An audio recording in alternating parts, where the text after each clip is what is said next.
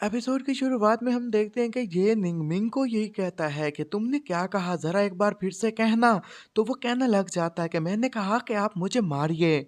बस इतना सुनना ही था कि जल्दी से वो अपना जूता उतार लेता है और ये कहने लग जाता है कि मैंने ऐसा बंदा कभी नहीं देखा जो कि मुझसे आकर रिक्वेस्ट करे कि आप मुझे मारिए। और उसे जूते के साथ फिर उसे मार्केट में ही मारना शुरू कर देता है। लेकिन इस सबसे मिंग को काफी मजा आ रहा था कि उसका एक डिसिपल आ जाता है, ये कहने लग जाता है कि मास्टर आप यहाँ पर क्या कर रहे हैं, हमें कैसलेस सैंडल मिला है, हमें उसके पास जाना चाहिए। मिंग अपनी जगह पर खड़ा होकर उसे कहने लग जाता है कि तुम किस मार्केट की बात कर रहे हो, मैं भी मार्केट से होकर आया हूँ, लेकिन मैंने जोजी को नहीं देखा। ये निंग भी ये बात सुनने के साथ ही उसी हुडी वाले बंदे के पास जाकर उसकी गिरबान पकड़ लेता है और उसे कहने लग जाता है कि वो एक 8 साल का लड़का है, तुम कह रहे हो कि तुमने उसे नहीं देखा। तो वो कहता है कि बदकिस्मती की बात है कि मैंने उसे नहीं देखा। और गुस्से में उसे ये भी कहना लग जाता है कि तुम्हें अपने आप को कंट्रोल करना होगा, तुम मेरे से ऐसे बिहेव नहीं कर सकते, तुम्हें पता होना चाहिए कि मैं कौन हूँ। और इस बंदे का नाम था ये जायदी। विंग ने ये आवाज जैसे सुनी थी तो वो आगे आता है और ये जाहिद आई को एक जोरदार थप्पड़ मारते हुए ये कहने लग जाता है कि तुम अपनी जबान पर कंट्रोल करो, तुम्हें पता होना चाहिए कि तुम किससे बात कर रहे हो। इसी की वजह से मैं अपनी फिजिकल कल्टीवेशन कंप्लीट कर पाया हूँ। और उसकी पिटाई करने के बाद ही फिर वो ये निंग को ये कहने लग जाता है कि मास्टर आप मुझे इसके लिए माफ कर दीजिएगा, क्योंकि ये मेरा सबॉर्डिनेट है और हम डिसिपल को रिक्रूट कर रहे थे, इसलिए इसे नहीं पता था कि आपके साथ कैसे बिहेव करना है। ये दिन काफी सीरियस खड़ा हुआ था और उसे ये कहने लग जाता कि मुझे इस मिसअंडरस्टैंडिंग से कुछ भी नहीं लगा, बस मुझे मेरा डिसिपल वापस चाहिए। मिंग आगे से कहने लग जाता है कि ठीक है जैसा आप कहें। और सिर्फ इतना ही नहीं बल्कि उसे प्यार भरी पप्पी देते हुए ये भी कहने लग जाता है कि मास्टर आपके लिए तो खुशकिस्मती की बात है कि आप अपने डिसिपल को ढूंढने के लिए निकले थे, अगर आप चाहें तो यहाँ पर by one get one free की ऑफर लगी हुई है, आप मुझे भी अपने साथ रख सकते हैं। और जहाँ तक आपके प्रेफरेंस की बात है उसे भी वापस कर दिया जाएगा। और मेरे बारे में आपका क्या ख्याल है, क्या आप मुझे अपने साथ रखेंगे। और इतना कहते के साथ ही वो जाकर उसकी टांग पकड़ लेता है। इस सबसे ये नहीं काफी तंग आ चुका था कि पीछे से ग्रैंड मास्टर आगे आते हुए सीधा जाकर उसके फेस के ऊपर एक जोरदार थप्पड़ दे मारता हूँ। कहने लग जाते हैं कि तुम ऐसा नहीं कर सकते, तुम हमारे मास्टर के साथ ऐसा बिहेव कभी भी नहीं करोगे। उसे साइड पर धकेलने के साथ वो उसे ये कहना लग जाता है कि अगर तुम्हारी एज की बात की जाए तो तुम 300 साल से भी ज्यादा उम्र के हो और यहाँ पर तुम ऐसा बिहेव कर रहे हो कि तुम एक यंग मैन हो। भला ये कैसे हो सकता है कि तुम्हें यहाँ पर हम डिसिपल के तौर पर एक्सेप्ट कर लें और तुम हमें इस तरह बेवकूफ़ बना लो। वो दोनों आपस में फाइट करने लग जाते हैं। एल्डर यही बताना लग जाता है कि मास्टर ने अभी तक मुझे एक्सेप्ट नहीं किया, तो बोलो तुम्हें कैसे एक्सेप्ट कर लेगा। और मिंग उसे कहने लग जाता है कि मास्टर जी को मेरा स्टाइल पसंद है, वो जरूर मुझे प्रोटेस्ट के तौर पर एक्सेप्ट करेगा। ये नहीं उनकी फाइट देख रहा था और कहने लग जाता है कि लड़ना झगड़ना बंद करो और मेरे अप्रेंटिस को ढूंढने में मेरी मदद करो। सॉन्ग भी वहीं पर बैठे हुए सारा तमाशा देख रही थी और उसके साथ ये निंग का डॉगी भी बैठा हुआ था और वो डॉगी को यही कहना लग जाती है कि ये जो लड़ाई यहाँ पर चल रही है, ऐसी लड़ाई तो औरतों में होनी चाहिए कि वो एक मर्द के लिए ऐसा लड़े, लेकिन यहाँ पर कुछ अलग ही हो रहा है। और हुडी वाला बंदा भी वहां पर आ गया था और वो यही बताना लग जाता है कि जो तुम्हारा डिप्लेस है उसे बाई चांस मार्केट से कहीं और टेलीपोर्ट कर दिया गया है। और उसने कहा था कि वहां से ही उस बच्चा भाग गया। ये बात सुनने के साथ ही ये निंग हैरान हो जाता है। बाईचांस की मार्केट के सुनने के साथ ही मिंग जो कि एंडर के साथ फाइट कर रहा था उसके फेस पर हाथ रख लेता है और बाईचांस मार्केट के अल्फाज पर गौर करने लग जाता है। बाईचांस को फिर मार्केट पर उसे याद आता है कि ये कहाँ पर है। इसी के साथ ही वो जंप लगाकर हवा में उछलकर ये कहने लग जाता है कि आप बड़े बंदे अब तुम देखने जाना, मैं मास्टर के डिसिपल को ढूंढकर उसके पास लेकर आऊंगा और वो भी फिर मुझे अपने डिसिपल के तौर पर एक्सेप्ट कर लेगा। कि पीछे से उसका सबॉर्डिनेट भी भागते हुए ये कहने लग जाता है कि लीडर आप कहाँ जा रहे हैं, वो तो नॉर्थ में है ना। और नीचे खड़ा हुआ एल्डर भी कहने लग जाता है कि जहाँ तक मुझे पता है कि ये बाईचांस मार्केट तो नॉर्थ में है, तो भला ये साउथ में क्या करने जा रहा है। तो उधर हम गू को देखते हैं जो कि एक जगह पर घूम फिर रहा था, उसे समझ में नहीं आ रहा था कि वो कहाँ पर पहुंच चुका है। और चलते फिरते वो एक घर के बाहर पहुंच चुका था और ये कहने लग जाता है कि मैं गुम तो हो चुका हूँ, लेकिन कोई बात नहीं, मेरे मास्टर जल्दी मुझे ढूंढने के लिए यहाँ पर आ जाएंगे।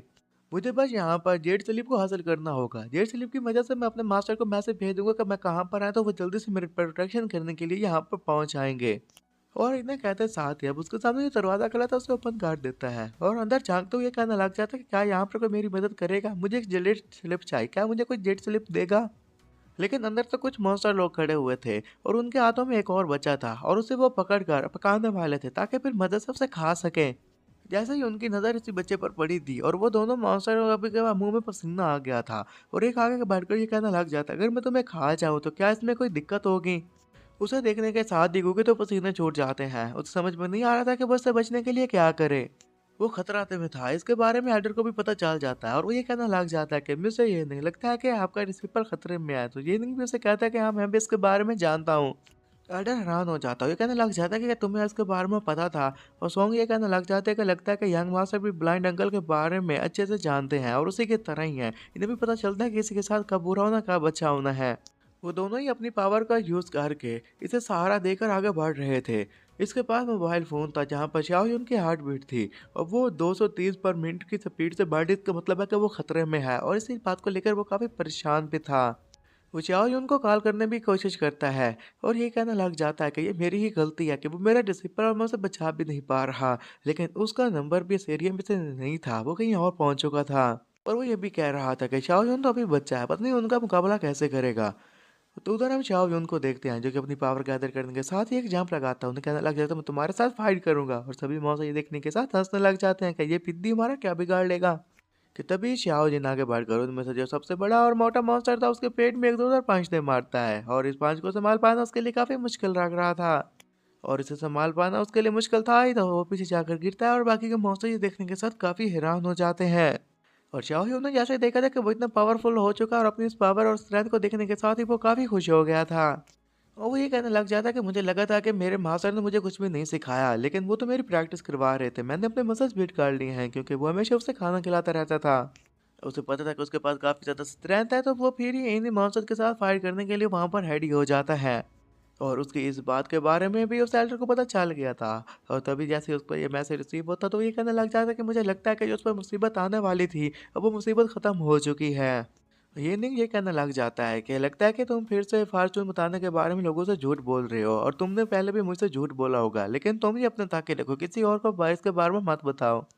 तो आगे से वो रस्सी छोड़ते हुए कहने लग जाता है कि मास्टर आपको इसके बारे में कैसे पता चला? जैसे ही वो रस्सी छोटी थी उसी के साथ ही वो नीचे ज़मीन पर उसकी वाट लगती है और उसमें पीछे पिछवाड़ में काफ़ी दर्द होने लग जाता है। ये कहने लग जाता है कि अगर तुमने मुझे ऊपर ना उठाया तो मैं तुम्हें काफ़ी मारूंगा। डोगी के भी नीचे से फर्श काफ़ी घसीटी गई थी और उसमें भी काफ़ी दर्द हो रहा था। दर्द के मारे वो रो रहा था, जबकि वो मास्टर उसे ये कहने लग जाता है कि इसमें मेरी गलती है, हमारे में इतनी कल्टीवेशन नहीं है कि हम तुम्हें ज़्यादा देर तक हवा में उठा सकते हैं। सॉन्ग भी जल्दी से जाकर येनिंग को कहीं कहने लग जाता है कि आप जल्दी से अपनी बैंड उतार दीजिए ताकि पीछे से मैं आपको दबा सकूं और कर सकूं को देख सकूं। लेकिन वो कहता है कि नहीं नहीं, तुम मुझसे दूर रहो, तुम मेरे करीब मत आओ। सॉन्ग काफी परेशान हो गई थी, ये कहने लग जाते हैं कि हम तो आपकी मदद करने की कोशिश कर रहे थे, लेकिन मदद करने के बजाय तो हम यहाँ पर आपको मुसीबत में खींच कर लेकर आ गए। लेकिन येनिंग उन्हें कहता है कि कोई बात नहीं, उसने एक एयर बलून बना लिया था। जैसे ही उसने उसे बनाया था कि वहां पर खड़े हुए सॉन्ग और उसका जीव ये कहने लग जाते हैं कि आखिर इसने क्या बनाया। ये नहीं उन्हें ये बताने लग जाता है कि असल में मैंने इसके बारे में पहले कंसीडर ही नहीं किया था। ये भी मेरे पास एक एयर बलून के तौर पर इस्तेमाल किया जा सकता है। इसे हम टेलीपोर्टेशन के लिए या ट्रांसपोर्टेशन के लिए इस्तेमाल कर सकते हैं। एयर बलून तो हवा की मदद से ऊपर जाना था और जैसे ही सॉन्ग और उसके अंकल उसमें चढ़ जाते हैं तो ब्लाइंड अंकल ये कहने लग जाते हैं कि मैंने यहाँ पर इमॉर्टल वर्ल्ड में ऐसी कोई भी चीज़ नहीं देखी जिसे हम स्पिरिचुअल पावर के बगैर चला सकें, लेकिन ये कैसे पॉसिबल हो सकता है। और यहीं पर ये एपिसोड खत्म हो जाता है।